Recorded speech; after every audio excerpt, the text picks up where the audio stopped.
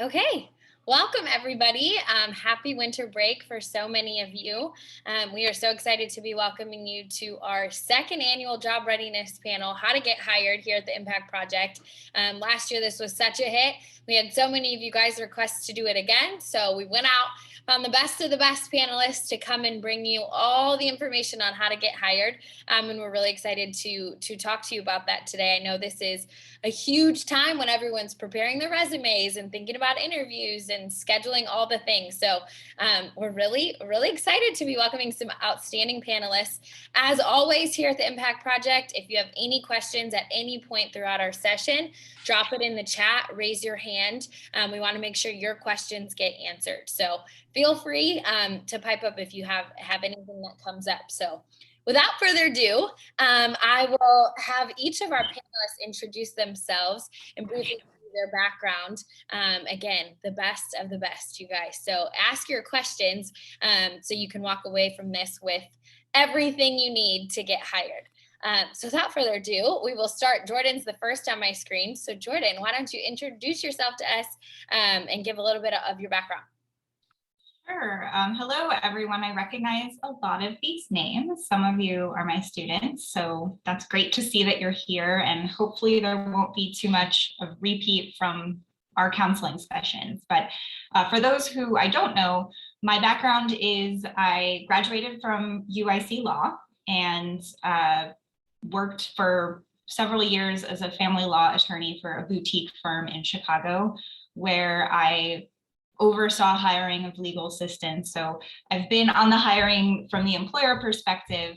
I then left that position to come back to the law school, where I work in the career services office. So I'm one of the CSO advisors, and what that means is I help students with all things career related, whether it's resume and cover letter drafting, interview preparation, job searching, figuring out what it is that you actually want to do with your law degree. So it's been a fun challenge for me approaching hiring from a different perspective of helping you all try and reach your goals. I also work in the dean's office currently. I'm in an interim position, so I sort of wear two hats at the law school at the moment. But yeah, I'm happy to see all of you here, and I look forward to sharing whatever wisdom I can.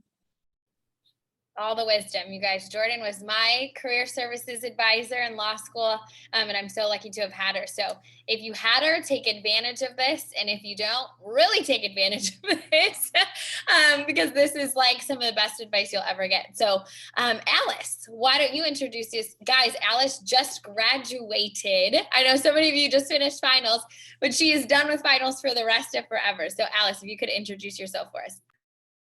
Thank you, Allie. And yeah, just like she said, I'm a recent graduate from UIC School of Law. So that I literally walked across the stage and got hooded less than a week ago. While I was at UIC, I was really involved with the school's trial advocacy dispute resolution program because I want to be a litigator and try cases until someone just tells me to sit down. This past summer, I worked as a summer associate at a civil defense firm in Chicago called Swanson Morgan Bell. And I've been extremely grateful and humbled that I'll be starting my career there once I pass the bar exam. Throughout law school, it said on the promotional material, but I was an extern for a state court judge, federal court judge, some of an extern at the U.S. Attorney's Office, and most recently a student attorney with a pro bono clinic. So all things trial work, I absolutely love. And I especially love giving back because I would not be where I am without the help of others who basically gave me a push forward and let me know how to do all these things. Amazing. And Alice just kind of, humbly just said all of the experience she has, but I just want to harp on you guys. All of Alice's internships that she has had throughout law school are some of the most coveted positions.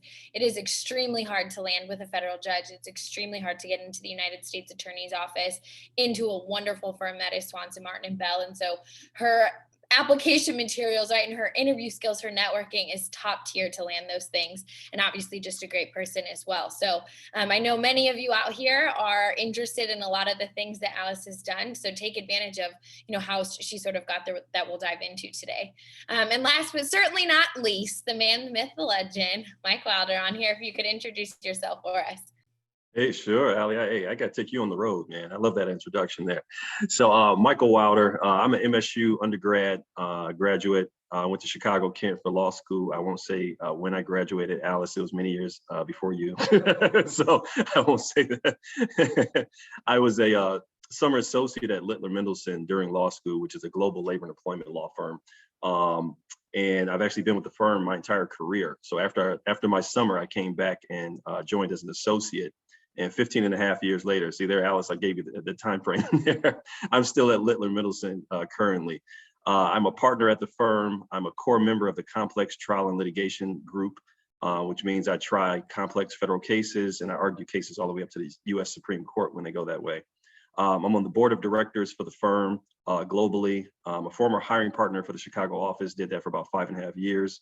And I was a member of the Cook County Bar Association's Minority Job Fair Committee for about 10 years, and I co-chaired it for a couple of years. So I've got a lot of insight into the hiring process and kind of what to look for, what not to do, and what to do. But looking forward to the conversation, and thanks for having me, Ali. Of course, of course. And before we dive into it, I'm joined today with two of the most fabulous interns in the world, Nora and Tola, who are on here, who are halfway through law school. They'll be helping me moderate the chat today and ask questions.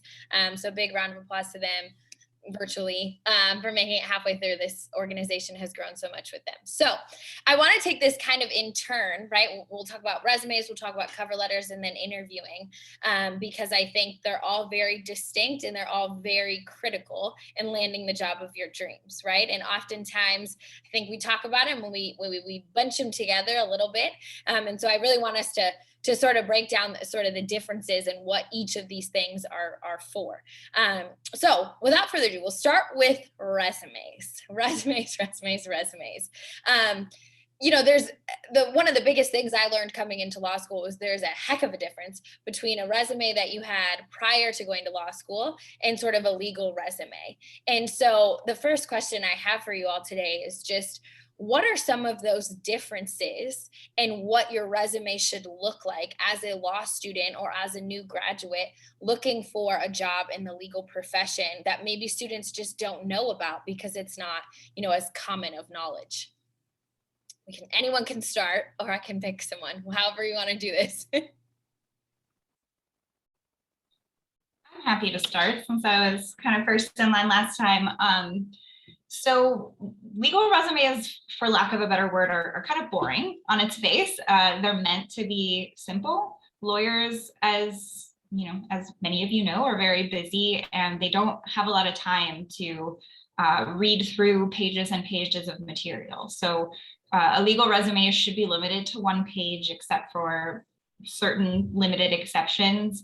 But probably, you know, the biggest mistake I see, and hopefully I'm not jumping the gun here, but the biggest mistake I see is when law students try and cram everything onto their resume. And try and keep in mind that your resume is meant to be sort of a snapshot of your most relevant and most recent skills and experience. And so my recommendation would be, if you have a lot of experience, which is great, and Ali is somebody who had a lot of experience as a law student, what you may end up having to do is have 2 or 3 versions of your resume instead of one jam-packed resume where you have to minimize the font and change the margins and squeeze everything in. You want your resume to be easy to read, clean looking, and of course, free of any errors. So definitely proofread. Yeah, I would add to that too. I completely agree. One thing your resume should definitely be is one page. And Jordan mentioned the limited exceptions. Limited exception is if you had another career prior to coming to law school. And by career, you know, like actual career, like you were a doctor, you were a brain surgeon, you were something like a real full steam ahead career before you came to law school. That's the only exception. And the reasoning is lawyers are supposed to be succinct. And if you can't be succinct and everyone else can be, then that makes it look bad for you. So because you don't want to be the 2-page resume and everyone else has 1 page, you're going to stand out for the wrong reasons. I used to have this rule when I was the hiring partner. If it had a staple on it, you see old school, if it had staple on it or something that was holding 2 pieces of paper together, it typically ended up in the trash, right? And so definitely want to keep it to 1 page with that limited exception. You know, make sure, you know, you have some good relevant experience on there. I mean, your resume on average gets about 15 seconds of a look. That's it. So you want to be able to capture that person's eye and interest as soon as they look at your resume. So they don't hide all the good stuff at the bottom of the resume because it might not be seen at all. So kind of put it towards the top. I did this thing as I was in law school, first year and second year, because I didn't have a lot of good relevant experience. So I had little two sections. One section said legal experience. I had like one job. And then I had other experience. And it had like Champ Sports, Lady Foot Locker, you know, Men's Foot Locker, had all kind of crap on there. I still got employed one day, so it worked out. But, you know, at some point you have to allow your resume to kind of morph from legal experience, other experience to just legal experience eventually. So those are the kind of the main things I would think about from the top line. And just to add to that, all experience is good experience. So don't be self-conscious if you are somebody that doesn't have any legal experience and you're applying for your first legal position. There's always transferable skills with any type of job. So focus on those skills that translate to the legal profession, whether it's interpersonal skills, communication skills, writing skills. And as you continue to build your legal resume, you'll, of course, adapt it as needed. Great advice. Alice? Kind of going off of what Jordan was saying earlier, like having multiple resumes, I think it's really important to understand where you're applying. So when I was applying to places, I kind of had like, well, among many millions of folders on my desktop, one that was kind of dedicated to like public interest jobs and one that was dedicated to private sector. So understanding that, okay, these are the type of, experiences that I've had in the past that I think an employer from the private sector would be interested in. I worked at a student newspaper for 3 years, and I also worked at at a pharmaceutical company doing corporate communications. When I'm applying to the U.S. Attorney's Office, I don't think that they really want to maybe see like the corporate work, but they would be interested in in working at a newspaper. And again, even though it's not necessarily a legal job, there were a lot of transferable skills, aka doing a lot of reading and writing and researching. So I think it's really important to just kind of have multiple resumes. And I think that's a really big misconception that like you just have this one stagnant resume for the rest of your career and just kind of pluck it in and take out like as soon as you get a new job and one kind of ages out.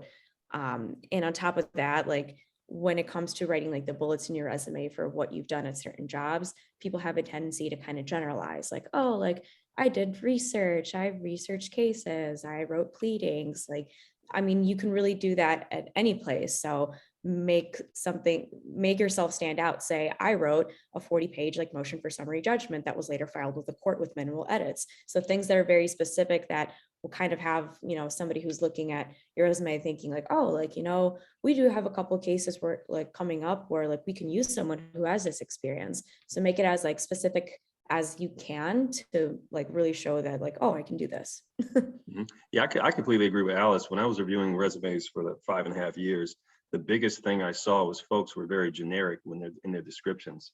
So they would say, wrote a motion for federal court. Like that was the bullet, right? And instead they could have said, wrote a motion for summary judgment regarding FMLA, Family Medical Leave Act discrimination and retaliation, and successfully got it granted by the Northern District of Illinois. Something like that, something much more succinct and more specific. I think that's going to take you a long ways. I agree with all of that. My last piece of advice, and then I'm sure you want to move on to other topics. I'm a big fan of including personal interests on your resume if you have the space. I think it's a really nice way to make your resume stand out and also connect with employers. Employers want to see that you are a well-rounded person and you have a life outside of law school, and you never know what you may have in common with somebody, especially if you're going through OCI or participating in a job fair where they're going to be doing a lot of interviews back to back, looking at a lot of really high quality resumes. Including some personal interests or hobbies is a great way to make yourself stand out. I love that. I just want to give my own this horror story, and I don't even remember where I learned it from in law school, but I will never forget it, Jordan, about the hobby thing. So the one thing I will just say here is if you're going to say it's your hobby, it better be your hobby. Because sometimes I forget what it was, and I'll never forget. It was like someone put they were into like Greek mythology or something like that, something very intense. And they happened to be interviewed by someone who was like an expert, and they actually knew nothing about it, just thought it sounded interesting. So if you're going to say that you like something, you better like it, right? Or you better really do that. So just 2 cents there, because that was a story I heard in law school and never forgot it. Before we move on off of resumes here, and again, you guys, if you have any questions along the way about resumes, please throw them in the chat. These are, some of them, really, it's like the thing that people are looking at first and foremost. So you want it to be as rock solid as you can, as far as spacing goes and font and all that stuff. But I want to go back to sort of what Alice said, because I think that that's so important. And Mike, you kind of went off of this, is what is in those bullet points, right? Underneath your experience, because so often, like you said, just about, I researched this, right? Or I did this in something, as my resume grew throughout school, I cut completely everything out under my judicial internship because I was told, well, it's obvious what you did. You were a student, you researched, you proofread, you wrote, you have other things, and so leave that out. But when it comes to that, I just want us to harp on that a little bit more, especially for advice you may have for students that don't have, the 40-page summary judgment experience yet, right? That will come for everybody in this room. I know that you will have that on your resume by the time you're done. But for the students that are, maybe this is their first or second legal internship that they're applying for this upcoming summer or spring, what advice do you have of how to beef up those bullet points for maybe experience that isn't as robust as it will come down the line? Yeah, I can take. Go ahead. Go ahead, Mike. No, you go ahead. Go for it. Okay. For starters, I write actively. So I like to start each bullet point with an action verb and write succinctly. You have a limited amount of space and you want to use it as effectively as possible. So in your bullet points, really try and be as concise and specific as possible. I know that seems sort of counterintuitive, but that's what being a lawyer is, learning how to get information across effectively and concisely. So it's a great practice. Whenever possible, and I know we kind of touched on this already, try and provide some specific examples. If you can quantify your experience in any way or support it with an example or two, you don't have to list out everything. And I usually aim, as a rule of thumb, for like 2 to 5 bullet points per position. Any more than that, and you're going to start to lose your audience a little bit. And Michael touched on this. You don't want people to miss important information on your resume. So sometimes less is more, and just choose the most relevant information to highlight in your bullet points. The other piece of advice I have regarding your job descriptions is to vary the different experiences that you mentioned. So, if you've had 3 different law clerk positions, chances are you've probably done legal research and motion drafting for all 3 positions. So if you've already listed something for one job, focus on a different skill or experience for one of your other positions. That way you can fit as much as possible in. And that kind of goes back to the whole, you don't have to include everything, just highlight the most relevant stuff. Yeah, and I totally agree. And what I would add to that is, if you have, let's say, 4 to 5 bullets, your top bullets should be about something you've done, right? This comes with experience. So for instance, someone that's got a little bit more experience would say they've argued before the 7th Circuit. They've tried a case, they've arbitrated a case. These are like action things, right? So this is real world action, very important stuff. That would be your top bullet. The next bullet would be what you wrote, right? Drafted so-and-so, wrote so-and-so.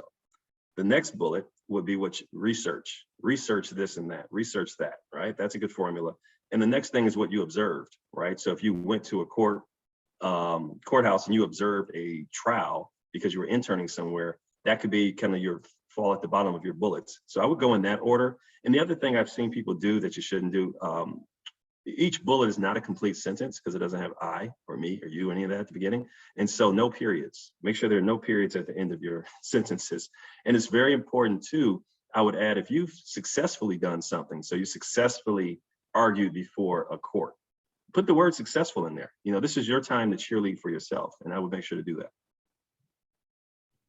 I don't know about you guys, but I just wrote that down. Even as a person who just secured a job, you know, the thing about your resume, right, you guys, is that you never like put it in the back and never use it again. You want to keep it updated. So Alice, any advice on that before we have a couple of resume questions in the chat, but any advice about how you have beefed up, you know, your bullet points as you've continued to gain experience?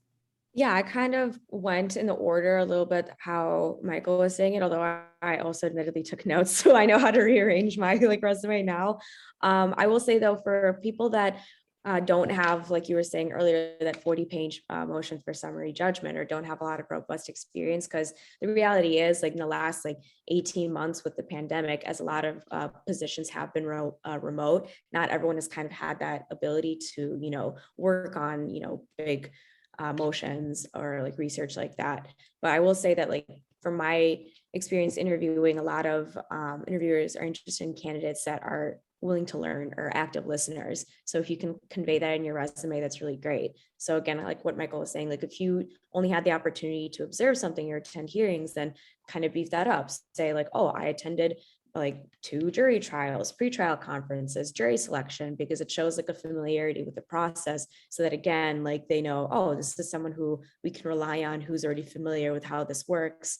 And another thing I would add to is kind of make it industry specific, especially if you're interested in a particular like practice area. If you worked on a lot of cases involving medical malpractice, or for me, when I worked for a state court judge, I was with a judge who specifically focused on asbestos litigation. In my firm, that is their top practice area, asbestos litigation. So they know like, oh, she like knows that judge, or she has familiarity with this area of law. We can have her like help in with cases. So where possible, kind of like use that to beef it up, I would say. I love that. And I know, Jordan, you answered these in the chat, but Allison, Mike, if you could give your 2 cents here about your resume, should it be in chronological order, or do you put it by importance? And I think that's a great question. A lot of people don't know, you know, how to sort of organize that. So what's your advice there as to how to organize? No, that's a great question. It should be in chronological order, but there's kind of a little weird exception, of course, right? So if you've got legal experience, everything on legal experience is going to go chronologically, right? But if you have other experience, you kind of break into chronology, because that has to go in chronological order, right? So that's the only distinction. But for each heading, you want to do chronological order is what I would say. That's the way we expect to see it. Wonderful.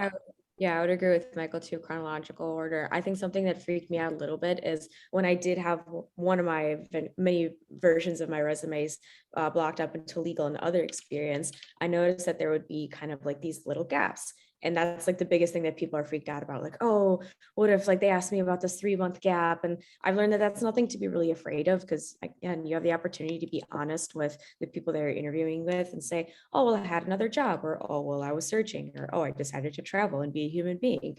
So like, I wouldn't worry too much about like chronology when it comes to breaking up the resume like that. But usually chronology it's helpful, because it also kind of creates a story. Yeah. A couple of things before we jump off resume, I want to say something else, Allie, real quick, just some thoughts I had in my notes here. Other things to think about, abbreviations. So I know, because I practice labor and employment law, what FMLA stands for, Family Medical Leave Act. Not everyone knows that, right? So spell it out before you abbreviate anything is really important. Make sure there are no typos, because if there are typos in your resume and it's a 1-page document, then I can't trust you with a 40-page brief, right? So that gets you automatically excluded. You gotta be careful about that. And be mindful of white space, a resume that doesn't have much going on there, but also don't fill it in with stuff that's not relevant, right? So, you know, it's a balancing act, and just understand your resume will grow over time. Trust me, my 1L resume was hilarious. So, but I still got a job, right? I remember I basically sold myself on having all of these sales positions at Champs and Foot Locker and everything else. They said, well, being a lawyer, you're more of a salesman than anything, right? You're selling your practice of law to bring in business to the firm. So obviously you know how to sell, because you sold shoes for 6 years through high school and college, right? So that's like, as Jordan said earlier, that relevant experience can be found within what you may think is not relevant, non-legal experience. Jordan, go ahead. Yeah, something Michael said just reminded me of one other point I wanted to make about resumes is that consistency is key. So make sure that you're consistent with how you format each section on your resume. Make sure all of the bullet points are lined up, the margins are the same. You know, when you're writing out the location of each school that you attended and each job that you had, be consistent about whether you spell out the state or abbreviate the state. Little things like that just show that you have attention to detail and that you're good at proofreading. And last point I would make, be careful with that fluency, right? You're fluent in Spanish, you're fluent in Italian, you're fluent in something. I had a friend that said she was fluent.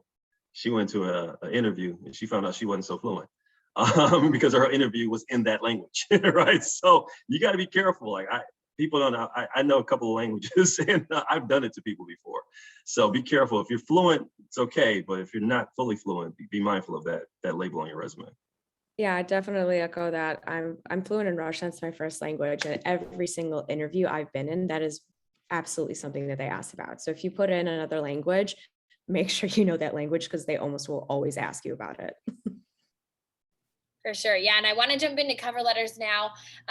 Deja asked a question in the chat about having a running resume for your own records. I think that's, I would say, a great idea. You just want to keep everything that you have, right? So as you apply for different jobs, like Alice mentioned, she had a resume for this, resume for that. You're able to go back through and pull different things. I think something that really helped me when I was at the CTA, which was my last internship in law school. I was there my 3L year. Some of the greatest advice I got as I was building my resume for post-grad positions was everything you do, write it down at your internships. You wrote this motion, you attended this hearing, you second chaired this, you listened in on this, whatever it is, using Mike's words of what did you do? What did you write? What did you research? What did you observe? I did that and I had a running list of that stuff. And then I was able, as I was applying for jobs, to say, well, what does this firm do? Okay, now I'm going to go and find the most relevant experience of everything that I did in my internships and highlight that, right? I was there for a year. I did so many things. I'm not going to list all that out. It'd be like, I don't want to read your book. I want to get to the point, right? And so that's something really good I would recommend you all do is just keep track of that. It's easy to forget. You go one day to a hearing and then the next week you're writing something and you totally forgot you went. So as you do it, I would keep track of that. Anyways, okay, cover letters, which I think are just a beast. I have a lot of students that come to us at the Impact Project and don't really know what to say. And some of the best advice I ever got, and it was from Mr. Wilder himself, who said, I don't want to see what is already on your resume. Right? I want you to give me something else. You don't have a lot of paper going when you're applying for a job. So tell me something else. And so, I mean, it's sort of just generally, I guess, we'll get more specific with a couple of questions thereafter, but generally, what do you tell students or what would you tell students if they're like, I just don't even know where to begin? What is a cover letter? What is the point of it? What should students write about? Let's start with you, Mike, because I know that's your sort of. Yeah, because the cover letter just spells out why you're awesome, right? It's what gets the attention of the hiring decision maker very early on and the hiring committee. And so what I tend to tell folks to do is, like Ali said, say some things that are not on your resume, right? Talk about yourself, talk about why you're interested in the firm, talk about, or wherever you're trying to work at. Talk about how you became interested in working at this particular place, right? And whatever you do, make sure it's not generic, right? We know when that same cover letter has gone to all the other places, right? So make it very specific to where you are applying.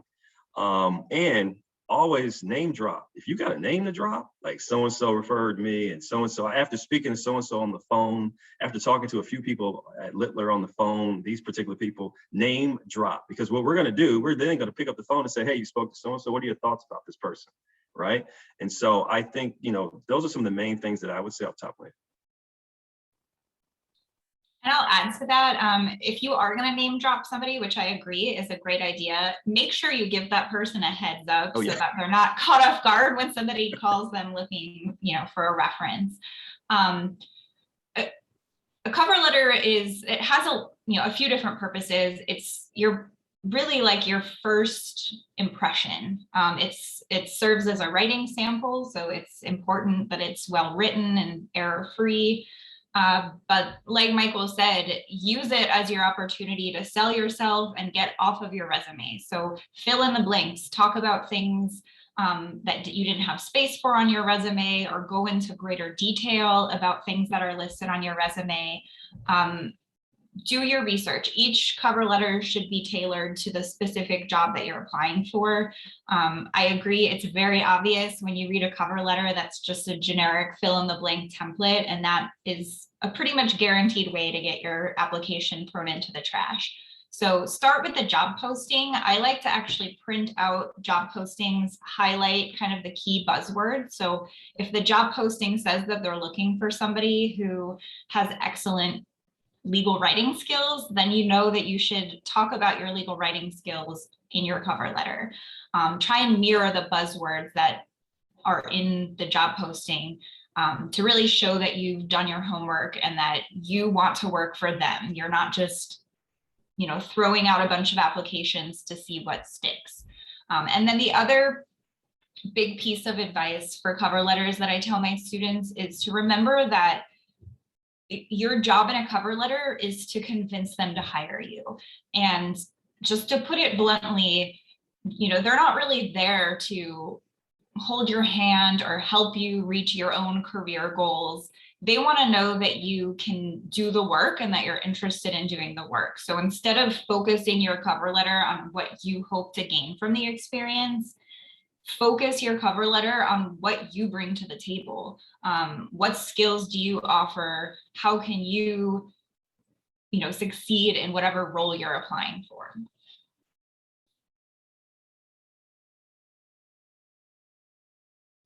I echo what Jordan and Michael both said. Personalize your cover letters. And dear God, if you don't, then just make sure that you have the right name of the firm in there, because there have been instances where someone forgets to take out like the name of the firm and they just recycle it and use it to another firm. And then that will be thrown in the trash for sure.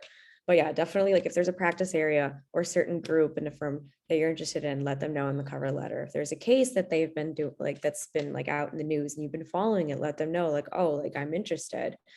Show them what value you can add to the firm. Because like, I know for me, a big reason why I wanted to go to Swanson, Martin & Bell is because it is a trial firm. They do trial work, and that is what I want to do with my career. So I made sure it's like saying, like really focusing on my involvement with the trial ad program, with the competitions that I've done, even with the feedback that I've gotten at the competition. So they know like, this is something that I really want to do, and this is something that I can provide for you. So that's what I have to add. And don't be afraid to use a personal story or, inject your personality in your cover letter. It doesn't have to be this boring one-page letter. An example I like to share is I had a student who was really interested in immigration law, and his motivation for going to law school and pursuing that career is because his parents were undocumented. And so he included that in his cover letters because I think it really shows kind of who he is as a person and how he got to where he is today and why he's pursuing this. And he ended up getting the job. And I think it really made his application stand out. I had another point the other thing I was going to say, whenever possible, personalize your cover letter. So if you can avoid addressing it to whom it may concern or dear hiring partner, it's always better to address your letter to a specific individual. Take 30 seconds to look that person up, use the proper gender pronouns, or make sure you spell their name correctly. I'm a little bit sensitive to this since I have a name that can go either way. I can't tell you how many letters I got addressed to me, even still, to Mr. Levy, because they didn't take the time to Google me. Just little things like that show attention to detail. Yeah, and I'll tell you guys a little story of kind of what not to do with the cover letter. I got a resume from an individual. I'm reading the resume. I'm like, wow, okay, Harvard Law, top of the class, it's looking great. But I didn't see any experience related to labor and employment. So then I get to the cover letter, and it's like, Mr. Wilder, I'm so interested in joining Littler Mendelson. And Littler is 1,600 lawyers in the globe that only do labor and employment. We literally don't do anything else. And the second line said, I love tax law. And I want to do tax law for the rest of my life. I said, man, this is a labor and employment firm. So he screwed up, right? So what not to do? Don't do that. Yeah. And I'll give you a little personal anecdote too. I don't know, Arturo, if you guys have these as well, feel free to chime in. But I used to, my 1L year cover letter, I went and read it back recently and it was atrocious. I wouldn't have read it. If I had to read it now, I wouldn't have read it. I would have thrown it away after I read the first sentence. And the reason is because it started off with, my name is Allie Berwin and I'm excited to apply for whatever. I mean, what? Like my name is at the bottom. Why would I start off that way? And where I changed it right along the way, thanks to Jordan's help and getting it to be succinct, is I don't have time to tell you my entire life story, right? But in 3 or 4 sentences, I want to tell you why I am here applying for this job and how I got here. So my entire thing was taking rejection and turning it into, I forget the phrase I used, something, I should have read it before I did this, but it was taking that, right? It was sort of all of the things that I've been through and how I've, persevered. And that's what's going to make me an asset to your firm, your company, whatever it is that you're applying to. Because again, like Jordan said, you want to tell them why they should hire you. Right? What are they going to get from you that they're not going to get from anybody else? Right? They are going to teach whoever walks in the door the same, transferable skills, the same legal knowledge and research that, they're going to teach. Whoever they hire is going to learn that. But what do you bring to the table that other folks don't? So as far as I want to get into just structure of a cover letter, because my glaring mistake of, hello, I'm Allie. And again, I'm Allie at the very end, didn't get read by everybody. And I'll tell you, when I changed the way my cover letter was drafted, I got feedback, right? They wouldn't always be able to hire me, but they at least said, wow, I read your cover letter and I want to keep in touch with you. So what structure, right? How many paragraphs, what should go in each paragraph, that kind of thing. What is just sort of some generic, cover letter structure feedback you can give to the students today to sort of give them an outline, if you will? For those of you who are UIC law students, I recommend taking a look at our cover letter guide, which is available on the Career Services website under student resources. It does a really nice job of breaking it down paragraph by paragraph, what you should talk about in your cover letter, as well as some general formatting tips.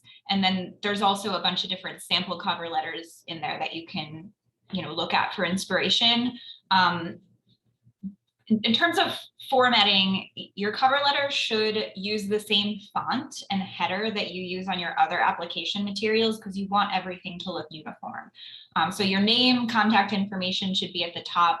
You definitely want to date your cover letter and make sure you update that. I see that happen frequently where students forget to update the date on their cover letter and they're using something that they drafted months ago. And then in terms of the actual body of your cover letter, it's usually 3 to 4 paragraphs. The first paragraph is, your introduction. Why are you applying for this position? What position you're applying for? And that's another thing that I see pretty frequently is students forgetting to say in their introduction what job you're applying for. Sometimes employers could be hiring for multiple positions or for different terms. So it's important to make it clear that you are applying for a spring 2022 internship. Don't spend too much time in your introduction. It really should only be like maybe 2 or 3 sentences. The middle section is really going to be the meat of your cover letter. And that's where you're going to go into detail about your relevant skills and experience, the things that you bring to the table. And then your conclusion paragraph, again, is just a couple of sentences sort of summarizing why you're the perfect fit for the job, reiterating your interest, and then talking about next steps, letting them know that you're available to further discuss your qualifications for the position. And then, of course, you want to thank them for their time. I couldn't have said any more better. That's exactly what I was going to say. If you look at it like as a kind of a 3 big ticket items, it's very similar to what Jordan said. The first paragraph is why us? So why do you want to join this company, this firm, this government entity? The second paragraph is why me, why you should choose me for the role, and then the conclusion and the thank you at the end. I think those are kind of the main ways to hit it. 3 or 4 paragraphs too. I agree, Jordan. Anything more than that is too much. 1 page again, right? Yep, definitely. Again, you guys, 1 resume, 1 page for your resume, 1 page for your cover letter. When we say 1 page, we don't mean 1 page front and back. Just front. I just put a link to our cover letter guide in the chat box for anyone who's interested. I also host a cover letter writing workshop once a semester, and that's recorded. The Writing Resource Center co-hosts that with me. So if anyone missed that or would like the link to it, please feel free to email me and I'm happy to share the Zoom recording. We go into greater detail about, what to include in each paragraph. Alice, if you could tell us about your different, cover letters for different positions and how you sort of expounded upon who you are, why you, and how did you include all of the things that you've done in getting a postgrad position? Yeah, so again, it really depends on where you're applying to. So for when I was applying to jobs in the private sector, I would really focus on kind of my accomplishments within law school. And again, say, this is the practice area I'm interested in. This is the type of work I want to do. I see that you guys do that. I want that. And this is why you guys want me. And then going into like some of the specific accomplishments that I had at competitions and law school that I didn't really get a chance to like fit onto my resume. And then when it comes to public interest, it's completely different. I took a more kind of creative approach with that because I'm first generation. I'm a daughter of refugees. So like in a public interest setting, like that is more, it makes sense to tell my story from that end and say, well, I'm interested in working in the U.S. Attorney's Office because my parents grew up in a country where their legal system was just for show, not for function. So that's why I want to work here. And kind of really show them that like, yeah, I'm a law student and I'm overworked and I want to work here, but also it means something more than just a line on a resume. So. I love that. And something that you just said that, I really just want to harp a little bit more on here is, I had this struggle, and I know students have come to me about this struggle, is I can't part with this stuff. I'm just so proud of this and I can't take it off my resume. That's why you have a cover letter, right? You have a cover letter to expound on the other things. So you can put on your resume, that you participated in X mock trial competition. And then on your cover letter, you can say, and I won an oralist award in this competition. And this was the feedback I received. And this is what I learned from the experience. I think, something good to always, keep in mind is sort of what you're learning along the way and how those skills that you've learned will transfer to the workplace, because that's what they're looking for. I always say we had a session on this at the Impact Project, right? The things that they can't teach you, right? Your competence, your professionalism, your work ethic are things you can always harp on if you don't have that experience to go into deep depth on in your cover letter as well. So we're in the last 15 minutes here. So let's go to the last step. If your resume is solid and your cover letter is solid, and then they call you and they say, okay, now it's time for an interview. I think a lot of students get extremely nervous about an interview, and they don't really know what to expect as far as the legal interview goes. And so what would you say are some, overwhelming things that students can expect going into an interview? Obviously, everyone's a little bit different, but what is the structure like? How do interviews normally proceed for internships? And what can sort of students expect? I'll kick this one off because I think I have to be honest, the reality of the situation is that it really depends on who the interviewer is, because you can be very lucky and get someone who's outgoing, who's interested, who's engaged, or you can get someone who's just going to be reading off of a piece of paper on the screen, not really engaged with you. So it's really being able to understand how to kind of engage with the other person and get their interest. What my experience has been is if you get the interview, if you get that call, that usually means is that they've seen your resume, they've looked at your cover letter, they've crunched the numbers, and they said, okay, there's something about this person that already makes like that they already fit at our firm. They're smart enough, they have like the right type of like experience. So really what it comes down to the interview is it kind of being in a way like a personality test. Like, are you actually going to mesh well with the others in our firms? Like, are you going to be someone who we want to like work on emotion late night with and then grab like a beer with afterwards? So that's kind of how I would approach interviews. And as cliche as it sounds, like this is the opportunity to show them who you are, not some like polished resume version. Like, no, go in and don't lie about who you are, because the worst thing that you can do is create some sort of false expectation. And then when you get in, they're going to be like, well, that's not who we talked to earlier, because that's not going to benefit anyone. Love that. Love it, love it, love it. Yeah, you definitely want to be yourself. I think students sometimes feel like they have to be this like professional law robot, but they want to see your personality. They want to see who you are. And like Alice said, are you somebody that they want to work 40 hours a week with in an office? So don't be afraid to inject your personality a little bit into your responses. I think the best way to prepare for an interview is to prepare for an interview. Do your research, talk to people who've interviewed at the firm or whatever office you're applying to. There's a lot of resources out there online like Glassdoor, Vault, things like that, where you can actually read reviews of people who've interviewed there previously and, you know, maybe get an idea of the types of questions that they tend to ask during interviews. But I would say the majority of employers, they're not trying to trick you. They're really just trying to get to know you. So be prepared to talk about anything that's on your resume or in your cover letter. You should definitely be prepared to go into greater detail about those items. If you do get asked a question, because you know there's no guarantees with interviews, and occasionally you will get asked a question that is just really, it catches you off guard and you just are not prepared for it. The example I give, I once, when I was in law school, I interviewed for a firm and they asked me what my spirit animal is, and it really just caught me off guard. The important thing to remember is if you get asked a question like that, just take a breath. You don't have to talk right away. It's okay to take a moment, think it through, and then just do your best, because chances are, if they're asking you a question like that, that's really kind of off the wall,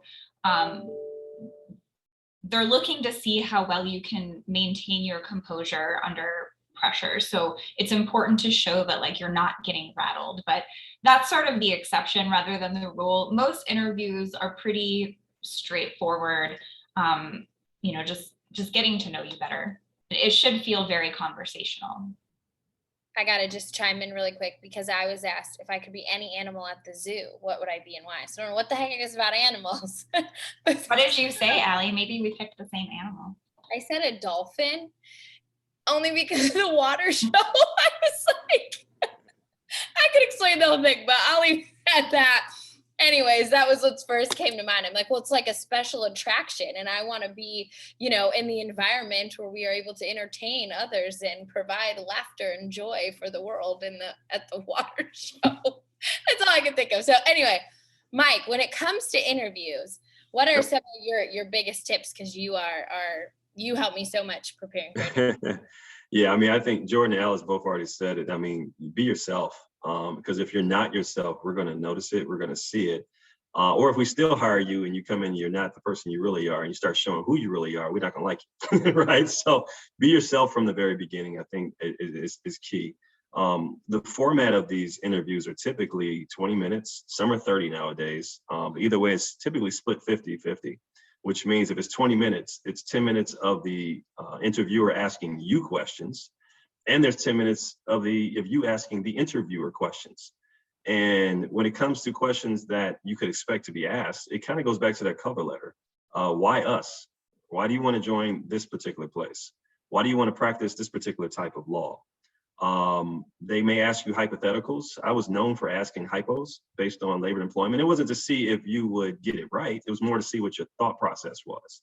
And could you try to map through whatever that hypothetical is, or did you give up, right? And sometimes I was just bored. You know, I'd already interviewed 15 people. I figured I'd just start having fun. So the last 5 people got hypotheticals. Personality, they're going to be looking for. They're going to be asking about your skill level. And, you know, I was never asked if I was going to be a part of a zoo, what animal would I be? I like that one. I like the dolphin one too. I was asked, and I've asked this question, if you were part of a salad, what part would you be, right? And I tend to say the tomato because I'll stand out, right? So, you have to kind of think on your feet, be prepared for that. And then for the second part, the second 10 minutes, and I'll tell you right now, I have eliminated many candidates because they didn't have but one, 2 or 3 questions, or maybe none at all to ask me as the interviewer, which tells me there's a lack of interest. So questions you should be prepared to ask, how is work distributed? Basically, how are you going to get the work you need to do to keep working as a lawyer? Why did you join this particular company or firm or government entity? What keeps you going? Basically, if you've been here for 15, 20 years, like why? I think you should ask that question. Tell us about, ask about an exciting experience they may have had, or a difficult challenge they may have had at work, and how did they handle it? Because what you want to do to the interviewer is get them to kind of sit back and be like, wow, I've never heard that question before. I've never gotten that question. And you want them to think about it, and you want them to talk about themselves. Lawyers have egos. You got to rub it, right? Ask those questions. The last point I would make is be careful with this. You may think the format is 10 minutes questions to you, 10 minutes questions of you. My interview for Littler, where I'm currently at, was 20 minutes of me asking questions only. I just assumed they weren't going to hire me. She said, her first question was, what questions do you have for me? And so I'm like, well, this is a waste of time. But I sat up there and I asked questions for the entire 20 minutes. And at the very end, she said, you just demonstrated to me how interested you are in this firm. I'm going to move you on to the callback interviews. So be careful that may occur. The very last point, I know I said last point last time, but the very last point is be careful about this too. Don't expect, sometimes it's just one interviewer, but sometimes it's 2 interviewers. We call it the shotgun interview. And be mindful of the person that's sitting there asking you the softball questions and the one that's sitting there prepared to ask you the hard question, such as, I got a question, what happened in property? I think she literally said, what the hell happened in property? So, be prepared for those situations. That's all. Yeah, I think it's important to remember that you're interviewing them as much as they're interviewing you. So it's a great idea to have questions prepared, and that's where doing your homework will help you, because you never want to ask a question that you can easily find out on your own. Don't ask a firm what areas of law they practice. Go to their website first and read about it. If you are really struggling to come up with questions, or if your interviewer spends a lot of time talking and answering some of your questions that you were going to ask up front, some safe questions you can kind of keep in your back pocket. Always, as Michael mentioned, turn the interview on them, ask them about their experience, what they like about the firm, how they ended up working at that firm. You can also ask kind of like wrap-up questions is how I think of them. So things like, is there anything else on my resume that I can clarify for you, or that you have concerns about? Or, is there anything I can be doing between now and next summer when the position starts that will help me prepare? So things like that to sort of to show that you are committed to it and that you are just really interested in that opportunity. Kind of to go off of that, not only look up obviously the firm and what they do beforehand, but if you're lucky enough to get a list of the people that are actually interviewing you, go to their profiles, read through, see maybe if you guys went to the same like college or law school, see what practice areas are in, and see because that can be a really good base level for how you're going to craft your conversations and how you're going to engage with them. And then kind of going off of what Michael said, I'll be honest, I failed a class in college. In one of my undergraduate scripts, there was an ugly little F in there. And they brought that up during an interview completely off guard. They said, so tell me why you failed statistics. And I admittedly just kind of started laughing nervously. I'm like, yeah, I'm glad you caught that. Own it, because people make mistakes, it happens. But what's most important is how you grow from that. And I was able to say in that situation, like, yep, I failed, but the best thing is that I learned from that failure. And that's why I have the success that I have now, because I learned my lesson. So just make sure that, a lot of these questions are geared to see like how you're going to answer to it, not necessarily like the substance of what you're going to say all the time. And then the last thing I will add is one question that I thought was really helpful for me when I was asking interviewers is, what's the feedback process like at your firm? If I'm going to be working on something and then I turn it into a partner, how am I going to learn? How am I going to grow for that? Is it going to be like us sitting down, like, going through each red line, like people want to know, again, because they want people who are engaged and are interested in learning and are going to be like a sponge and willing to absorb information. I love that. I love all of that. And I think something I just want to add really briefly, we had a question come in the chat privately that I'm going to ask and pose.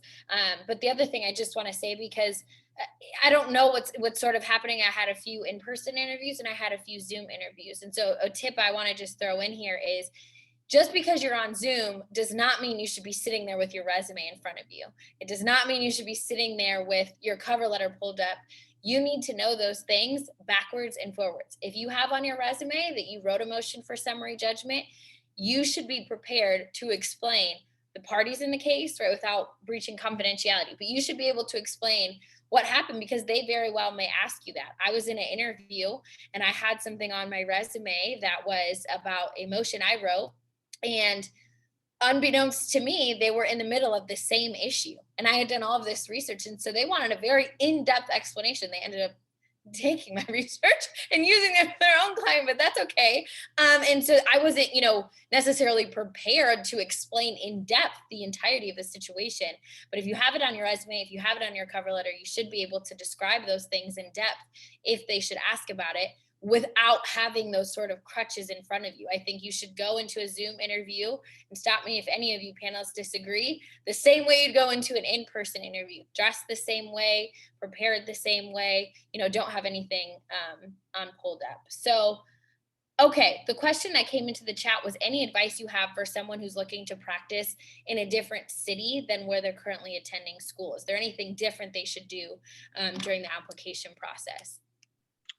I would say the one thing you're going to do, because I've asked that question to many folks that went to different schools outside of Chicago that were trying to move to Chicago and work at the firm, have some connection to Chicago, whatever it is, or to wherever city you're trying to go to, and have some kind of a story as well, right? The worst thing is to be asked, oh, you want to come here, join the firm in Chicago. Have you ever been to Chicago? No. Okay, well, you automatically lose credibility. So even if you visited one time, you're like, I visited once, fell in love, I just have to move there. Have some type of connection, or if it's family, or if it's just because the industry for whatever it is we want to do might be big here. Like environmental law is big in Florida. That's where you need to go, right? And so you have some type of a story, because if your response falls flat, you're just going to get rejected. Talk to your CSO advisor.